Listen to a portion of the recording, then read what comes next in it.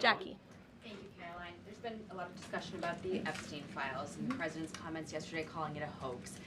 Can you clarify which part of the Epstein hoax is the hoax part?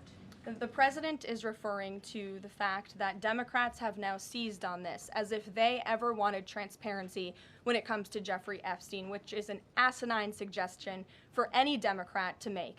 The Democrats had control of this building, the White House, for 4 years, and they didn't do a dang thing when it came to transparency in regards to Jeffrey Epstein and his heinous crimes. It was this president who directed the Department of Justice and the Attorney General to do an exhaustive review of all files related to Jeffrey Epstein, which they did.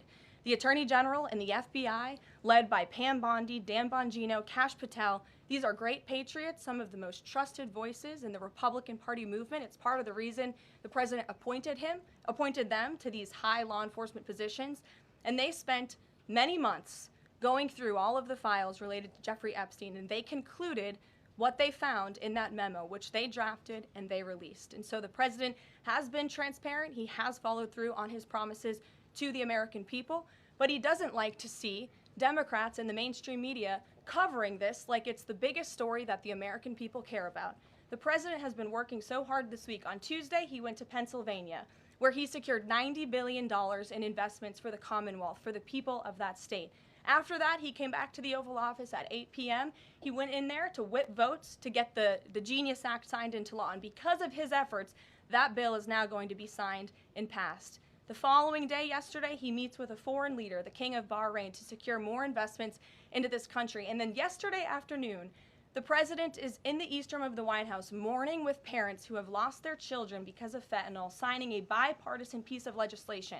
And not a single cable network in this country took that event live and covered that event like they should. Those are the issues the president cares about. What could be more important to the American people than helping families who have lost their children? Those are the issues this president is going to remain focused on. I understand he wants to move on from this story, but you do have some prominent figures, including the Senate Majority Leader, the House Speaker, voicing support for the files to come out. Representative Massey collecting signatures that would force a discharge petition for a vote on the floor for this.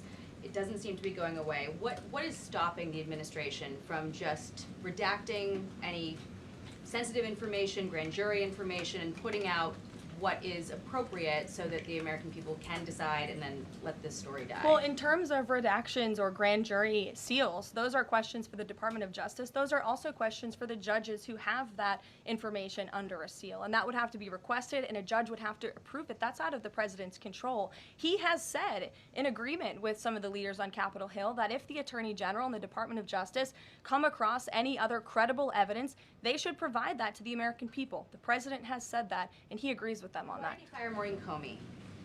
The Department of Justice did, and I would defer you to them.